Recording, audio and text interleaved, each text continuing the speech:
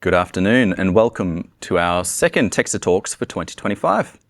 My name is Sam McAuliffe. I'm Assistant Director of Policy and Research at TEQSA and I will be your host for the session.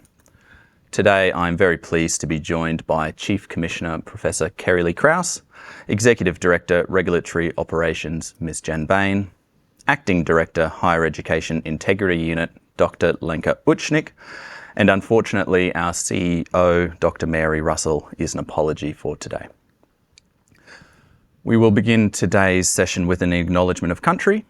In the spirit of reconciliation, TEQSA acknowledges the traditional custodians of country throughout Australia and their connections to land, sea and community. We pay our respect to their elders past and present and extend that respect to all Aboriginal and Torres Strait Islander peoples today. Our TEQSA office is located on the traditional lands of the Wurundjeri and Boonwurrung peoples of the Kulin Nation. Our agenda for TEQSA Talks today is as follows.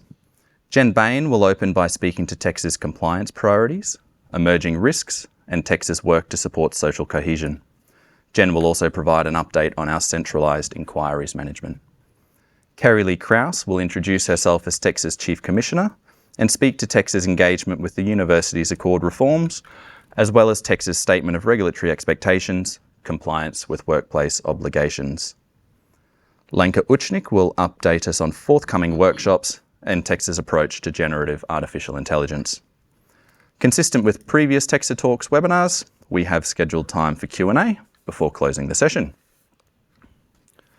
Regarding the Q&A, please use the dedicated Q&A function in Zoom. Questions will come through to us to pose to the panellists for response during Q&A.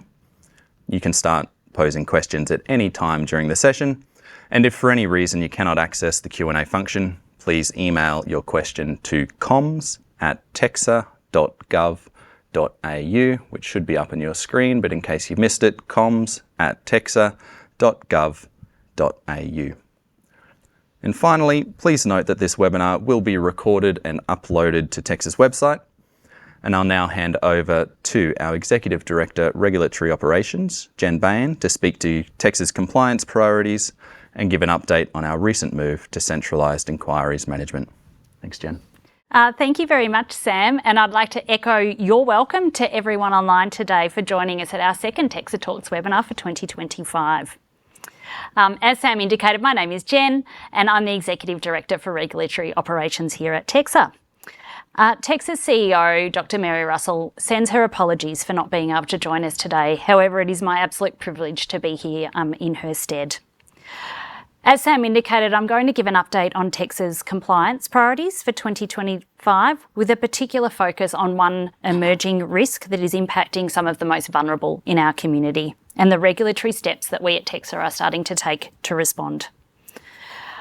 I'll also give a brief update on TEQSA's continuing work to support social cohesion, wellbeing and safety, and as Sam indicated, some hot off-the-press data related to our move to centralised inquiries management.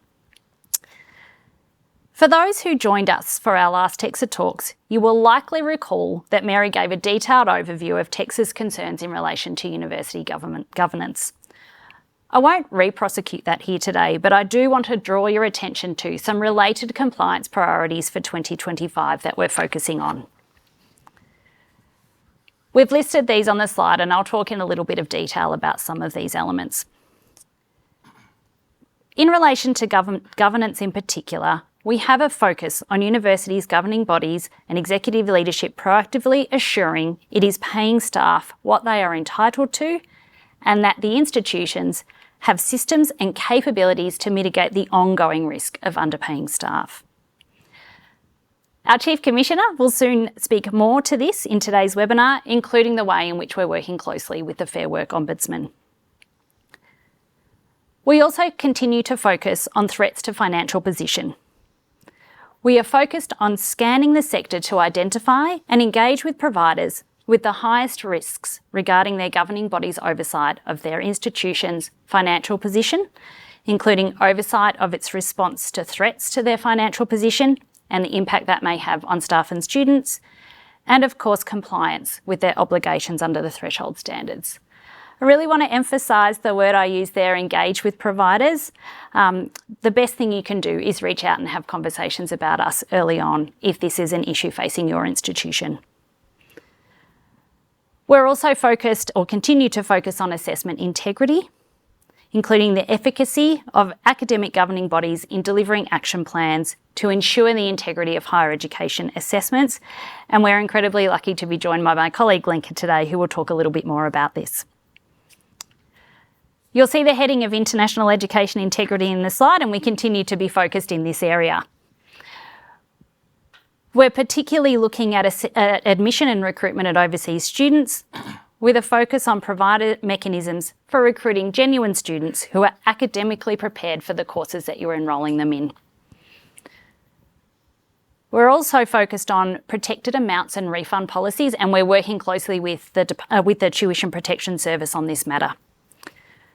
Where individual issues are identified, the focus will be applied to whether a provider is meeting its financial obligations to overseas students regarding tuition protection.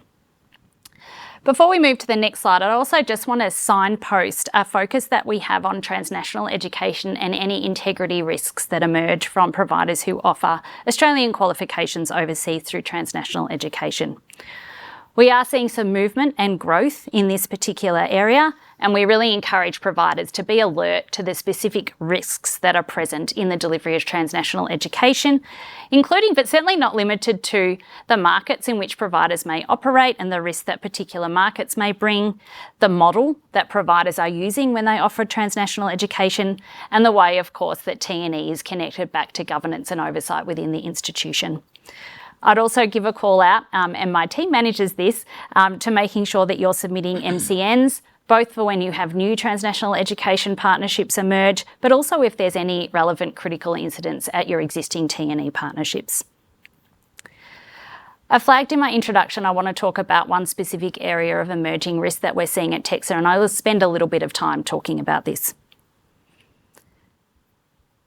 This is in relation to an increase in concerns about recruiting genuine students who are academically prepared for the courses they enrol in, and that providers are assuring workplace learning opportunities are available to these students, particularly in regard to early childhood education courses. There are some reports in the media that do give some context for what I'm talking about. However, my comments go to broader sectoral risks rather than individual providers. The issues raised in the media are similar to concerns TEQSA has received in recent months, and following the media reports, we've received more complaints, indicating that there may be a broader, systemic issue around assuring genuine students academic standards and workplace learning. So with this in mind, consider my message today to be something that all providers and their governing bodies need to pay attention to. All registered higher education providers are responsible for ensuring that the students they enrol are genuine, the programs are of a high quality and meet the requirements set out by any professional accreditation bodies, that courses that have a workplace learning component have enough high quality work placements available for students, that there's appropriate oversight of students who are undertaking placements, and that relevant checks are in place, including but certainly not limited to working with children checks and police checks. Whilst these issues may not be solely related to international students, they do appear more prevalent in that cohort in our early analysis. If you're enrolling international students, there are additional responsibilities under the ESOS framework and the National Code. Providers are also responsible for ensuring that education agents acting on their behalf are acting ethically and with the best interests of students. TEQSA's concerns is that we are getting reports where there have been large changes in enrolment practices and numbers into some courses. There are reports that not all students are genuine, and of particular concern are claims some education agents are promoting particular courses as nothing more than a fast track to getting a permanent visa. TEQSA is also concerned by reports that providers are not having the appropriate supports and systems in place for students or ensure they have an appropriate work placement. It's absolutely incumbent on all providers and your governing bodies to be attuned to these issues as a priority. In recent weeks, we've stood up a regulatory response group in TEQSA to coordinate a response to these issues, and we're also working closely with ASQA in that regard. If you've not already heard from us, consider this a very good time to check and make sure your house is in order. And if you find that it's not, start fixing it. At the very least, TEQSA encourages all providers to review your admission practices and trends, check what your education agents are saying and ensure these arrangements have robust oversight, ensure that you have secured appropriate learning placements for all students enrolled in a course of study and that you have sufficient oversight of the quality of these placements, and make sure that your academic boards and governing bodies are aware of courses that have experienced rapid growth and that there is appropriate oversight to ensure the student experience is upheld. Failures to ensure students are genuine and that workplace learning arrangements are in place pose a risk to the broader reputation of higher education in Australia. I might also add, where there have been failures to ensure admissions, academic standards and workplace learning in courses that directly interface with vulnerable people in our community, then the risk of significant and long-lasting reputational damage is much higher. I know I've spent some time on this, but I think appropriately so when we consider the vulnerable cohort that some of these students may be working with. Next slide. Thanks, Sam. Since our last TEQSA Talks, TEQSA has continued to monitor and respond to compliance risks arising from incidents of anti-Semitism and other forms of racism, such as Islamophobia. We fully appreciate that there continues to be a level of concern among students and staff about whether campuses are safe and supportive places for them. The threshold standards are broad-based and apply equally, and all providers have obligations to all students and staff, irrespective of their race, cultural background, religion or political beliefs. All providers have an obligation under the threshold standards to ensure that there is a safe environment for all students. TEQSA is in the final stages of preparing a statement of regulatory expectations entitled Student Complaint and Grievance Mechanisms to Support Safety and Wellbeing. We expect this SRE will be issued in the coming weeks. We have very genuinely taken the time to carefully consider the very comprehensive feedback we received in our consultation earlier this year. In addition to this, we've also been reviewing the feedback from across the sector in relation to advice to support providers to manage the risks posed by external actors. I expect that this piece will be released once we've completed our final internal review. And for clarity, that piece is not an SRE, but rather takes the form of advice for the sector. And as is our normal practice, all providers will be emailed when these materials are published. We'll communicate with peak sector bodies and we'll update our website.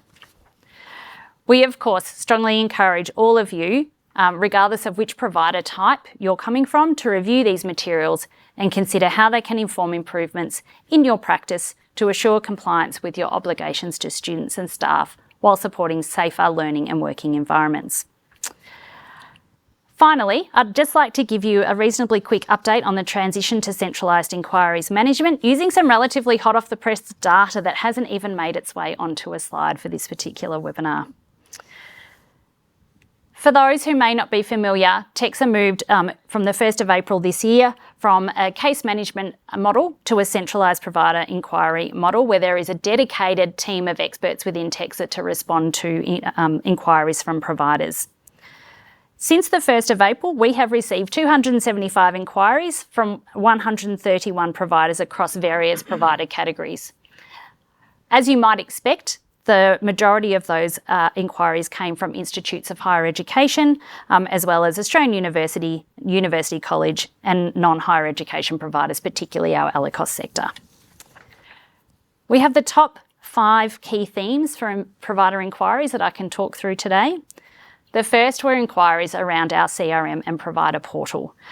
This is to be expected given that we did have an outage in late June of our provider portal and we received a reasonable volume of inquiries related to the outage, which has now been resolved.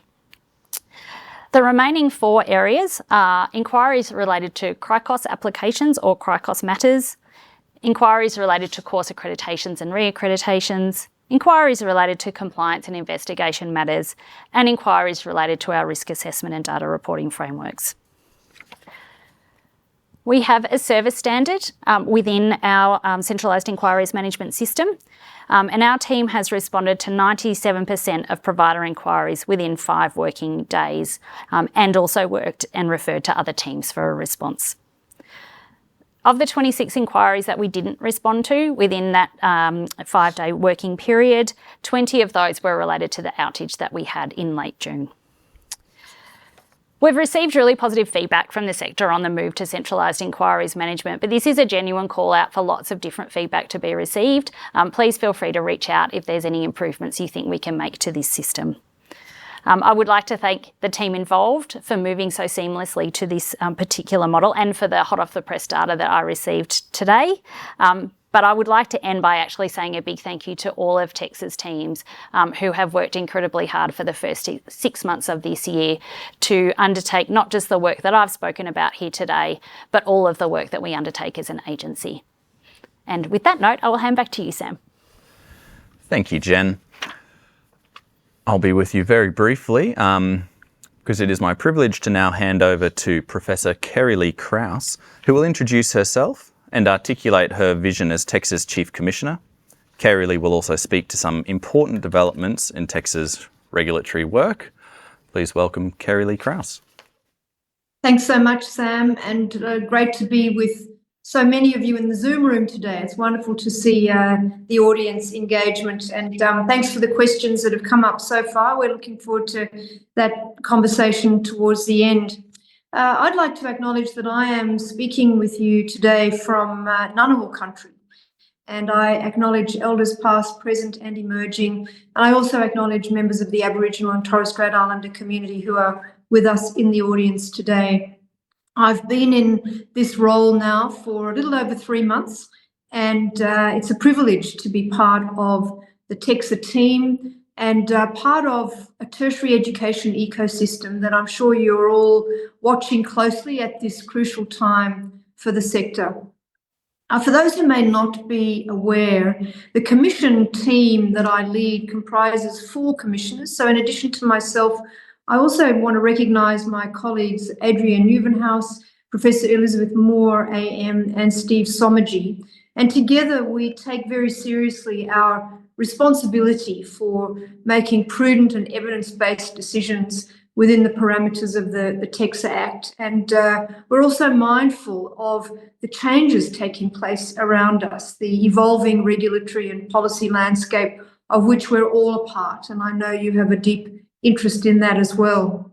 And while that brings complexity and sometimes poses challenges and puzzles to be solved, I see many opportunities for shaping our sector and the future that we engage in with our students and colleagues. And that leads me to my vision. So there are various dimensions to this. I'll touch on just a few aspects of my vision. A top priority for me is certainly the need to ensure that TEQSA is effective and contemporary as a regulator for the benefit of our students as well as our sector and our nation.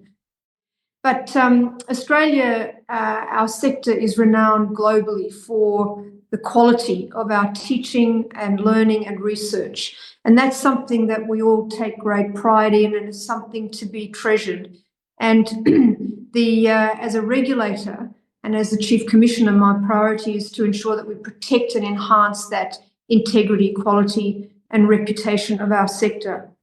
And underpinning my work and that of my Commissioner colleagues and TEQSA's CEO, we're looking for ways to continue to ensure that our regulatory approach is fit for purpose, that it protects the interests of our students and it's responsive to emerging systemic risks, and importantly, that it's informed by data and a deep understanding. And that includes, as Jen mentioned in her presentation, the importance of continuing the dialogue between TEQSA and the sector, listening carefully to you as key stakeholders in this process.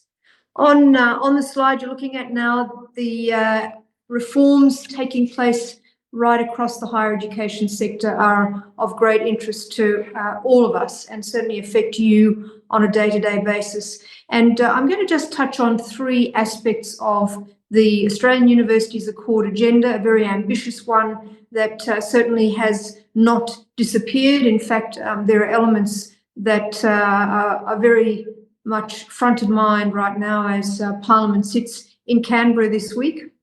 The three things I'm going to touch on briefly, you can see on the slide there. I'll talk first of all about the connection between TEQSA and the Australian Tertiary Education Commission. As you know, the interim ATEC commenced this month. We expect legislation to establish the ATEC to come in the next few months in the coming period. We're not sure exactly when, but certainly there is work ongoing in that regard. And it's important to remind ourselves that the role of the ATEC is separate to that of TEQSA. That distinction hasn't changed, but equally important is the importance for the critical nature of the collaboration between ourselves and the interim ATEC. Early priorities identified by the government will be for ATEC to provide advice on key matters like tertiary harmonisation with the vocational education and training sector, development of mission-based compacts, etc. So those are all aspects of the work that will come under the umbrella of ATEC. And TEQSA is engaging with the interim ATEC Commission. I've been in touch with Professor Mary O'Kane, the interim ATEC chair, and we'll continue to work closely with them over the coming months.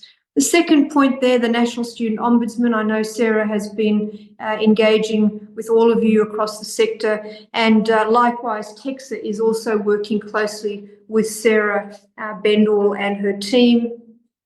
We, as the TEQSA agency, supported the establishment of the NSO, as we call it, and it meets a critical need within the sector to ensure that our students have access to pathways to address and resolve complaints. And we've been working closely with the NSO to make sure that there is a seamless experience for students so that no matter which pathway they follow, that they land up in the right place. And so that means we're sharing data and information across the agencies to build strong connections. We're also, as you would expect, working with the Department of Education around the proposed National Code to prevent and respond to gender-based violence. That was an important part of the discussions policy-wise last year, and before the election that was introduced to Parliament, and we keep a close watching brief on that. I want to move to my third point now. So let's have a look at the, just reiterating that comment that Jen made about international education reform. So not only are we looking at collaboration with ATEC, the National Student Ombudsman, but just to helicopter up for a moment in terms of the policy aspects of reforms to international education. Certainly earlier this month, the Minister announced the government's legislative priorities for the coming parliamentary term, and that focus on strengthening the integrity of the international education sector continues to be a priority. And while these matters are policy decisions of government, so separate to TEQSA as such, TEQSA continues to monitor overseas student recruitment, admissions and support. So just reinforcing the comments that Jen made earlier. And of course, once any legislative amendments pass Parliament, TEQSA will then engage with you as providers to look at the implications for providers, and we'll keep a close watching brief on that area as well. On the next slide, moving to the final section for my update, as Jen mentioned, the statements of regulatory expectations are an additional tool in the TEQSA toolkit, if you like, and there's been quite a bit of interest in the SREs, as they call them. The SRE, as you see on the screen here, and many of you will be familiar with this, it is a new regulatory tool that TEQSA has introduced, and it is designed specifically to address systemic, ongoing or acute emerging risks to compliance with the higher education standards framework. And there's been quite a bit of interest in what SREs are and are not.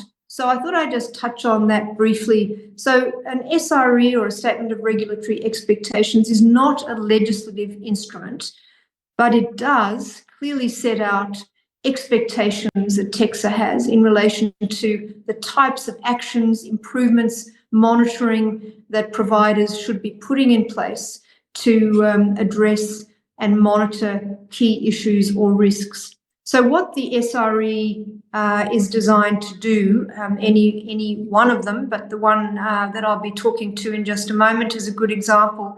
It provides a level of detail to clearly and transparently communicate TEQSA's expectations. So you have a very clearly enumerated list of expectations aligned with the standards, and it should be used by you as providers to basically do a health check, assess your systems, your policies, your processes, your monitoring strategies, look closely at them against the list in the Statement of Regulatory Expectations, and use that as a way to take corrective and improvement actions where appropriate.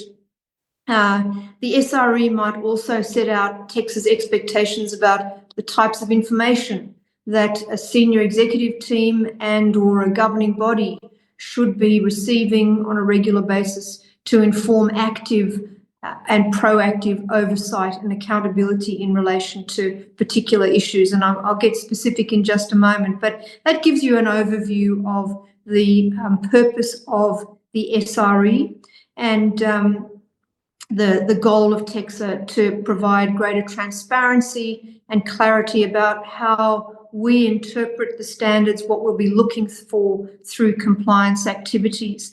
And I noticed as we move to the next slide, and this is the close of my brief commentary, I noticed in the questions there is a specific question in relation to the SRE on workplace obligations. So this was published in May this year, and many providers have notified the Fair Work Ombudsman, or the FWO, as some call it, and notified TEQSA that they've identified instances where they have underpaid staff and have not met the obligations that they have under their enterprise agreements. So these are serious matters, and we know providers take them seriously. TEQSA notes that extensive work has already been undertaken by a number of providers to pay amounts owing to affected staff. However, work is also needed to address underlying factors that contribute to these issues and to minimise the chance of recurrence in the future. So TEQSA worked closely with the Fair Work Ombudsman to identify system-level actions and improvements that are needed for providers to reasonably manage the risks that have been identified. Expectations that TEQSA has in relation to these system-level responses are set out in the SRE, entitled Compliance with Workplace Obligations, as you can see on the slide there. And importantly, in addition to working closely with the Fair Work Ombudsman, TEQSA also worked closely with and consulted with the Department of Education, with Universities Australia, with the National Tertiary Education Union, and with the Australian Higher Education Industrial Association in developing this statement. So a number of stakeholders are involved in this because it is so far-reaching and so critically important. And I know you agree, these are matters that we all take seriously. What we want to make clear is that this SRE applies to all registered higher education providers. So it's an important tool for all to be aware of and to study closely.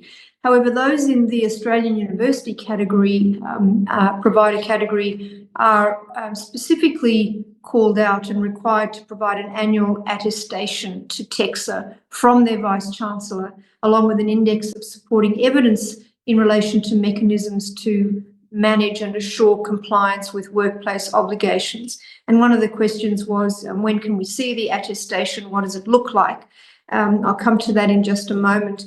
The evidence that we have received, that the Fair Work Ombudsman and TEQSA alike have received, show that providers in the university category are more likely to be larger organisations, more complex organisations, and with a potentially greater risk of non-compliance. So TEQSA has been working with the Australian Higher Education Industrial Association, HEIU, and others to help to develop the attestation.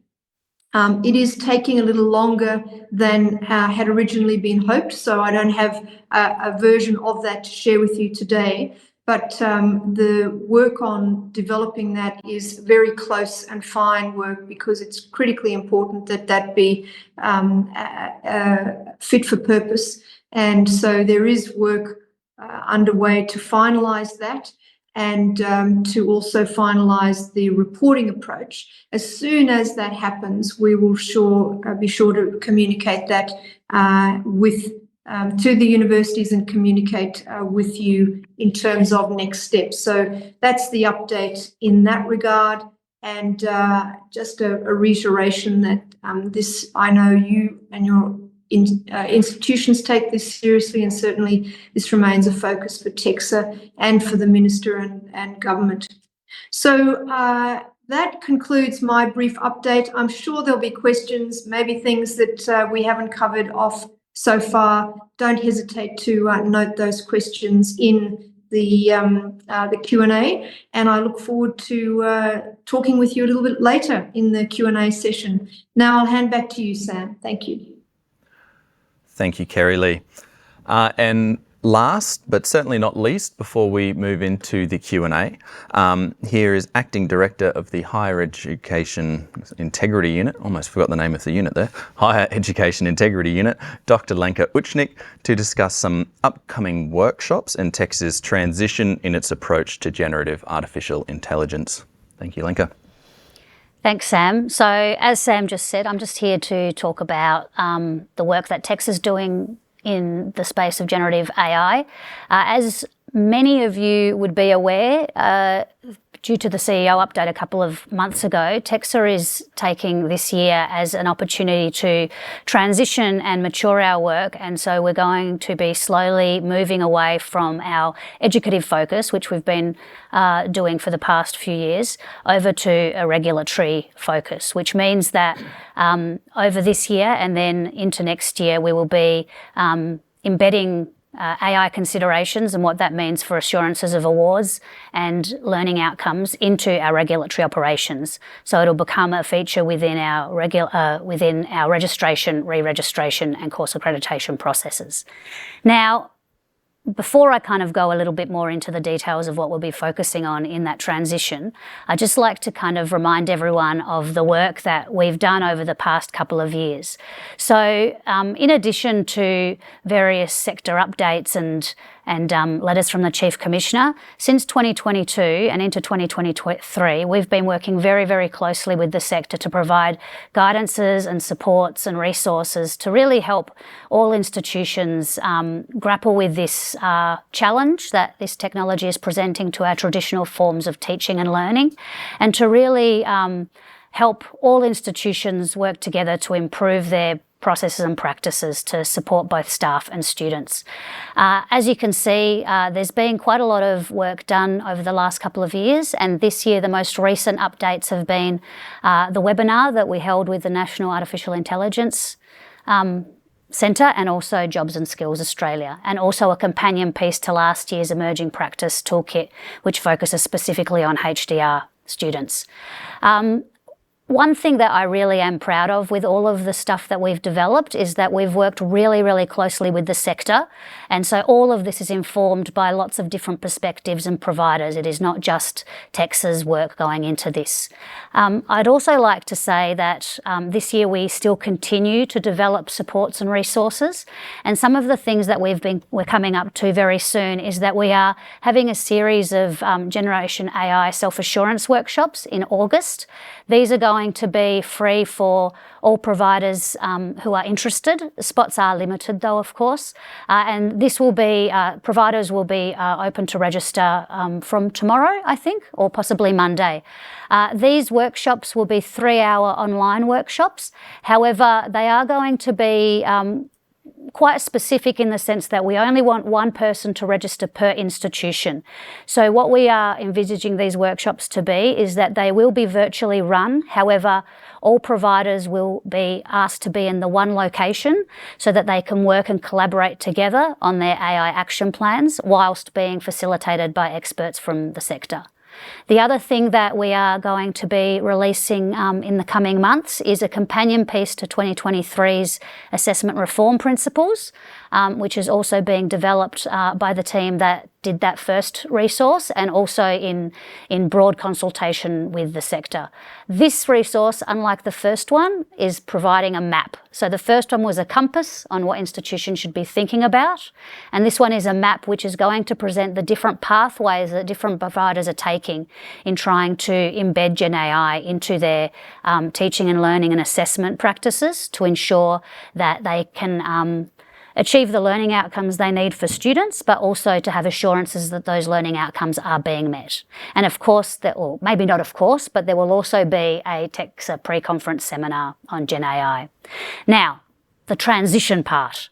So what we'll be doing, the Integrity Unit has been working very closely with all of the teams in regulatory operations this year so that the transition from the work that we've been doing over the past few years will be seamless and be embedded into our practices. And all of the things that we have been messaging over the last 2 years are all of the things that will be kind of checked and looked at during the regulatory processes. So the things that providers really need to focus on are that their method of assessments are capable of actually confirming that the students have actually achieved the necessary learning outcomes and that the grades that they are awarded reflect those learning outcomes. The other thing that will be a focus is that any kind of risks that are identified that may undermine academic integrity or assurances of assessment practices, that there are actually actions taken to mitigate those risks. Related to the first 2 points, the other thing that we'll be focusing on is that students will only be awarded degrees if they have demonstrated those learning outcomes. So one thing that we've been stressing over the last couple of years and that will be also looked at during the registration and re-registration processes is that providers will have assurances in place that they can feel confident that when students are actually awarded that piece of paper at the end of their degree, they have actually attained all of the knowledge and skills necessary for that award.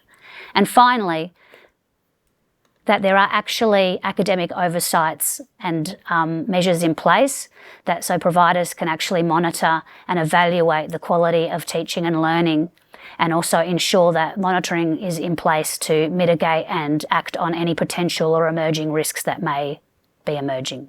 Emerging risks that may be emerging sounds a bit strange, but I think you know what I meant.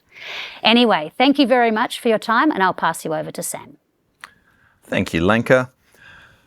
This is the time of the session where we move into the Q&A. Our panellists are here and ready and willing to address TEQSA-related questions from the audience. Please remember that you can post your questions through the Q&A function in Zoom, and we have been receiving a number as we've been going through the session, which I'll transition into asking some of those now. Given that we have just spoken about SREs, I might start with a couple of questions that have landed in that territory before we move into some other topics. And I believe, Jen, you're probably very well placed to address this first one, which is, will TEQSA provide universities adequate lead time to produce the required evidence to support the VC attestations? Thanks, Sam, and thanks to the person who asked this question. Look, certainly it is our intention to give institutions the right amount of time to provide the attestations and any required evidence. So I wouldn't hazard a guess as to the sorts of times in this forum, but it is our intention to give you the adequate time that you need. But I will make a second comment. In relation to the evidence that we may wish to see, we would expect that much of that evidence exists within your institution already. The particular issue that is the topic of this SRE is not a new one, and in fact it's a highly public one. So we would expect that most of the evidence is already available to you. But it is our intention, knowing the work of big and diverse institutions, that it will take some time to pull some things together. Thank you, Jen. I'll move into, I'm trying to identify these questions as themes as we go. And there is a theme from earlier in the session regarding workplace placements.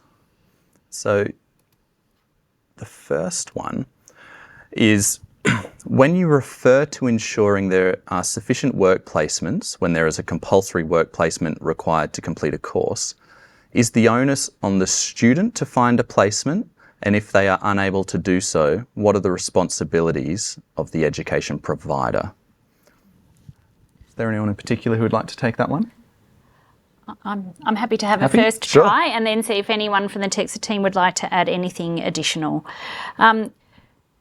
First of all, we acknowledge that within the courses that higher education providers offer, there's an absolute diversity of circumstances where a student will access either a work integrated learning opportunity or a placement opportunity, and that different circumstances will apply to different types of placements.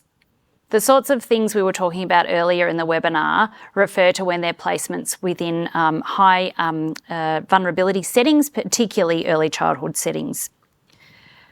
It's our expectation that providers have systems and processes in place to identify the right number or appropriate number of placements available to students. Students may play a role in that. They may know a centre that they want to work in, and they may work with the provider to make sure that they're able to gain access to a placement within that centre. But it's our expectation that providers will have oversight of the placement policy, of making sure there's an appropriate number of placements, making sure that when students are in placements, there's both academic and other oversight of those placements, and that the appropriate checks are in place. So students can play a role in that, and in many times students will play a role in that, but we do have an expectation of oversight from the provider themselves. Thank you, Jen. And continuing with our theme on placements, there is a question here that says, in light of TEQSA's current priorities, is there an expectation that guidance notes on workplace learning or placements will be released in the future? Thank you, from Param Dodd. Thank you, Param. I hope I'm pronouncing your name correctly.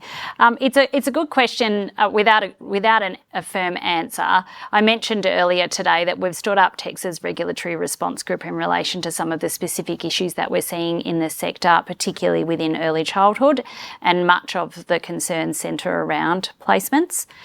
Our work at the moment is focused on addressing issues within individual providers and in identifying the extent of broader sectoral risk.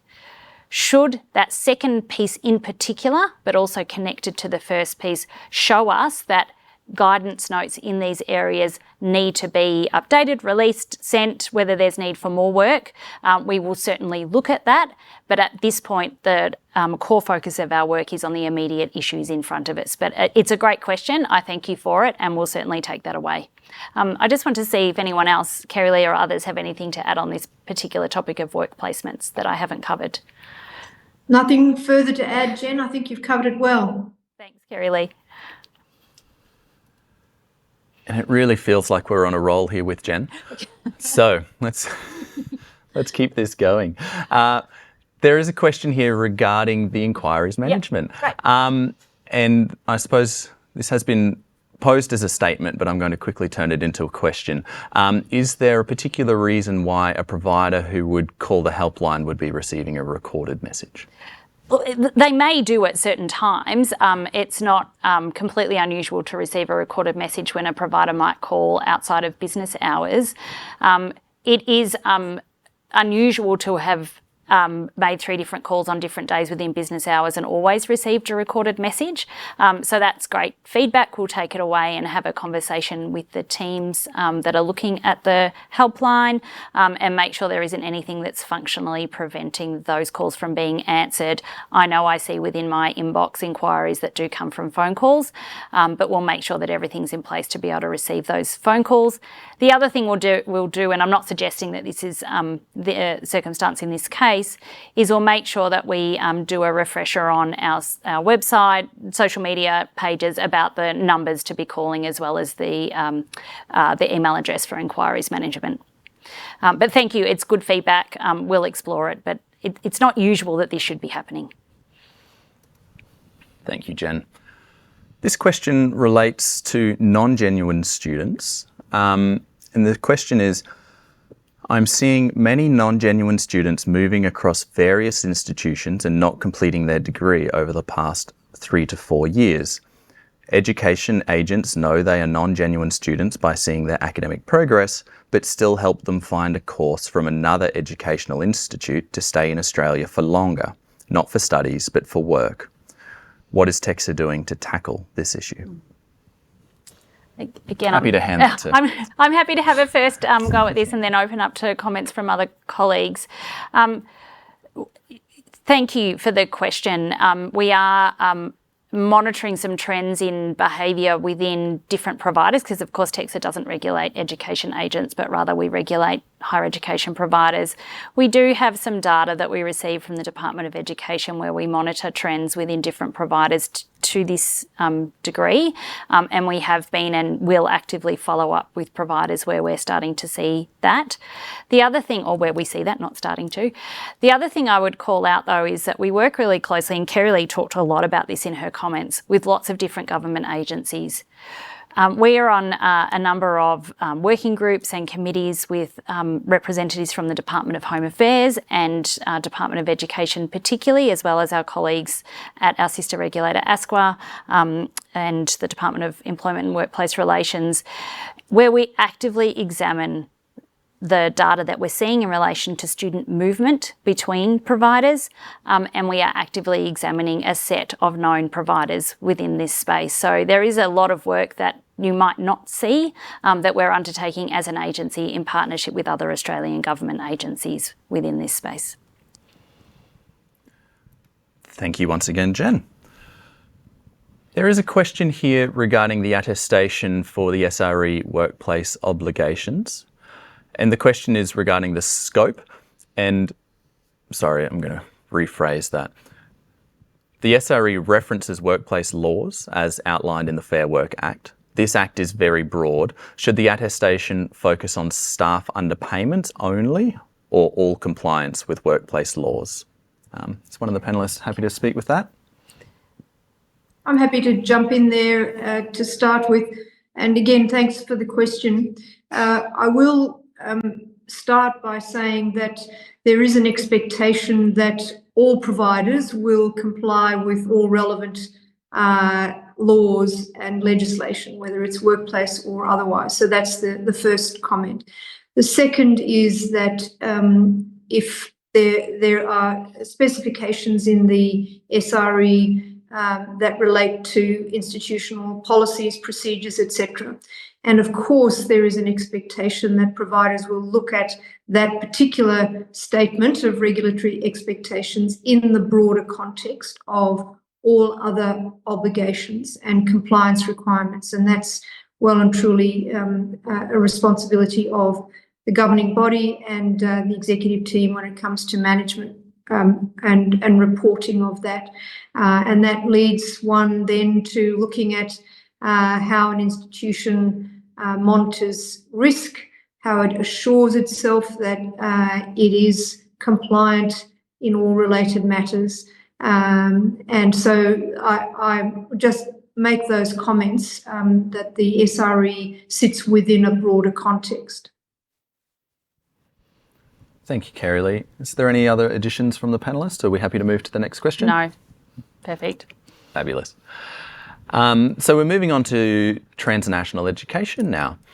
And the question is, what were the transnational quality learnings that TEQSA gained in the case of universities such as RMIT in Vietnam, JCU in Singapore, and Monash in Malaysia?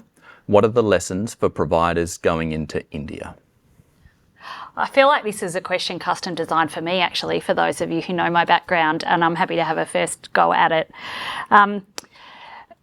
The sorts of things that we expect providers to think about when they're entering transnational education partnerships overseas. And I will say that the sorts of examples that are given in these questions are some of our biggest campuses overseas. But we know that providers have a gamut of activities that they undertake overseas, from the big campuses through to a partnership with a local institution to deliver one program to a cohort of students. The sorts of things that can be learned from these sorts of long-standing examples are things like making sure that governance and oversight of the offshore institution or program is incorporated into the governance and oversight of the institution at large. So that goes to the role that academic and corporate boards and groups play within oversight of the offerings offshore. It also goes to the role that council has in making sure they have good oversight of the offshore operations. It goes to really good risk identification practices. So the institutes that you flagged on the screen traditionally will be able to identify the risks that are inherent in offshore delivery, but also the day-to-day risks of running a higher education institution, be able to embed those within their risk action plans and other material. Some of the lessons that we have active consideration for at the moment, particularly as providers go into India, which is, for a country that Australia has worked in and with quite a bit, is a very new transnational education market, with the new regulations for T&E being released only a couple of years ago. We really want providers to think about the model that they're entering into, and where they're working with a third-party provider, make sure they consider the risks that may be present from working with a third-party provider. That's not to discourage that sort of model, but there are inherent risks in working with third-party providers, and in your risk action plans, it's useful to call out those specific risks. Think about the market that you're entering and any tensions between the regulations that are present offshore and the regulations, of course, that we have here at TEQSA, and how you might manage those tensions and communicate with us where you have those tensions and you want to brainstorm things. I think those who know me know that I could talk about this one all day. The other thing that we are really actively looking at is making sure that staff who teach offshore, and this is something that we have learnt from these institutions, that staff offshore have good connection to scholarship back within the Australian institution, so that there's an integration of the way staff work across the two campuses. In the same way you might manage a campus that exists in one part of Melbourne to another part of Melbourne. I'm going to stop there, but I will just throw to Lenka, maybe just to highlight some work we're doing around updates to our transnational education toolkit. Thanks, Jen. What Jen's referring to is we are currently in the process of updating the T&E toolkit that we originally released in 2022. The toolkit has been really well received and highly valued by providers to kind of manage the various kind of governance and oversight measures and third-party arrangements that Jen just referred to. The new toolkit will structurally follow a very similar outline to the previous toolkit. However, the document is going to be addressing the evolving risks and changing kind of environment of T&E delivery to continue to support providers' self-assurances. And we're hoping to release that toolkit in the next month or so as well. So keep your eye out for that. Thank you. Thank you, Jen and Lenka. We spoke earlier about assuring learning and assessments. There is a question here around what sort of evidence TEQSA might be looking for from providers throughout their particular cycles, reaccreditation or other phases. Is anyone happy to speak to those evidence requirements? Okay. Yeah. Sorry, I wasn't sure. I was just looking at my colleagues, waiting for someone to break. So I can sort of talk in terms of Gen AI, I guess, but really the assurances of learning that TEQSA will be looking for in the re-accreditation and accrediting cycles is no different to the assurances of learning that it had been looking for prior to Gen AI. The real areas that we'll be interested in is that where a provider has assessments that are supposed to then contribute to the completion of awards, that there are some kind of strategies in place that can give assurances that the students are actually meeting those learning outcomes. And where it has been assessed that perhaps there might be some integrity issues to that form of assessment, that providers have actually evaluated that situation and put in some strategies to address those issues. That may mean transforming existing assessment processes, or it might mean embedding some kind of assessment somewhere within the course or the program where they can actually have these kind of moments where students need to demonstrate that they know what supposedly they need to know. So some providers and some courses will inherently be lower risk. Other courses, wholly online, 3 essays, 1 online quiz, may be of higher risk. And this is what TEQSA will be looking for. And that there will also be regular reviews and monitoring to ensure that providers are actually evaluating and assessing the efficacy of their actions, and also that there are the necessary levels of oversight needed to kind of assess how progress is going. Thank you, Lenka. Okay, this question relates to internal processes at TEQSA and about regulatory assessments. And the question is, can TEQSA share any statistics on the duration of completing regulatory assessments? Are assessment timeframes stable or increasing? And if the latter, are there any initiatives in place to speed up turnaround times? I'm happy to have a first stab at this, and then I might ask Kerri-Lee to make a comment as well. We certainly acknowledge that there's been some applications that have been with TEQSA for a period of time. One of the main reasons for this is when we made some extensions to re-registration applications and other initiatives to support providers during the COVID period, and there continues to be a peak of workload resulting from those initiatives. We've been working really hard, particularly since I joined TEQSA in January, to make sure that we can do what we can to target some of those applications that have been with us for a period of time.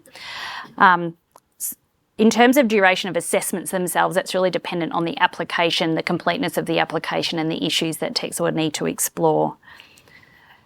The data that you're referring to won't necessarily tell us that the timeframes are stable, but we are starting to see some early kernels that we might be starting to have a stabilisation of assessment timeframes, and that's something that we're aspiring to, if not decreasing the time.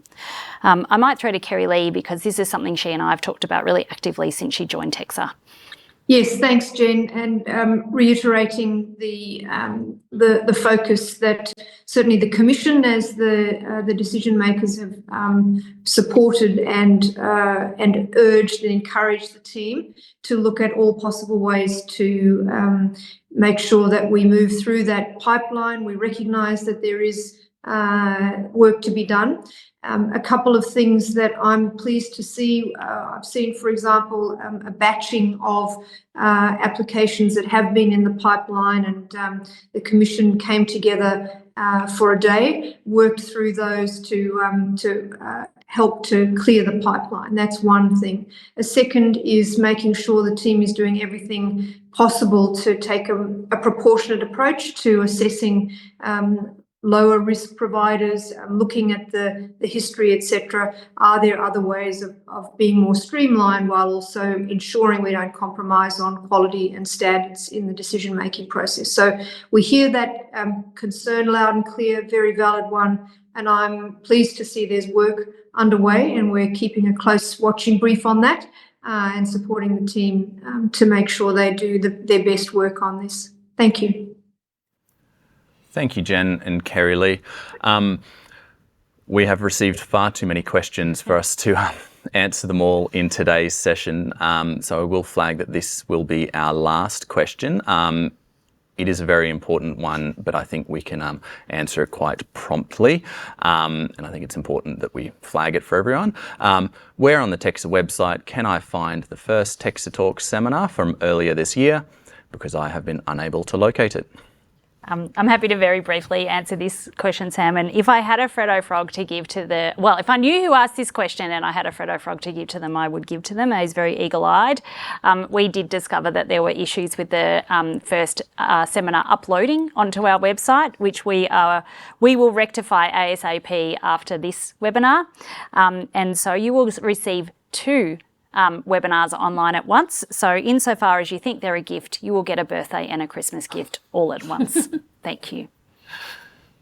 Thanks, Jen. We'll wrap up the Q&A there, and thank you all for your engagement and very thoughtful questions, and thank you all just for engaging in the process more generally, for being here with us this afternoon. A big thanks to Jen, Kerri-Lee and Lenka for joining us today and sharing your insights and addressing questions from the audience.